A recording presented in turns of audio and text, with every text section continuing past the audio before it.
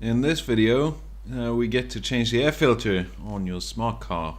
You'll find out that it's quite a hassle. The engine bay is extremely tight. I don't know if you can call it an engine bay. It's like a engine compartment or anything slightly bigger than the usual glove box. But whatever. This is how I did it. You know, get some wooden blocks to hold the carpet up so you don't have to have it in your face all the time.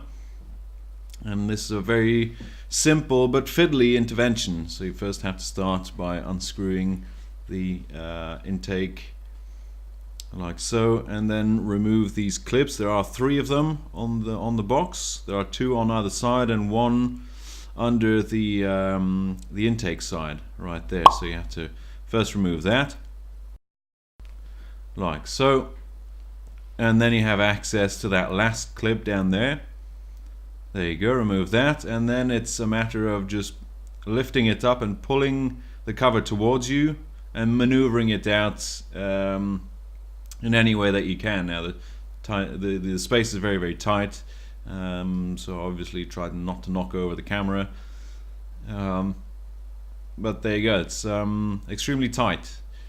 Then just remove your old panel filter out. If you feel like it, get a performance air filter in there while you're at it, why the heck not? Or just go for the standard fitment like this one here. Just stick it into place, and you're going to have to fiddle around some more to maneuver the cover back into place. Now do bear in mind that there are these tabs at the rear that need to be properly located like that. And then set the clips back on. Just don't forget to clip the 3 of them. Now the center one is fairly difficult to access, and you want to clip it back into place before putting the intake tube back on. And then just put back the intake like so. Now I did realize upon editing that it wasn't properly put in, so I had to go back in there and set it correctly. So there you go, that's all there is to it. Piece of cake.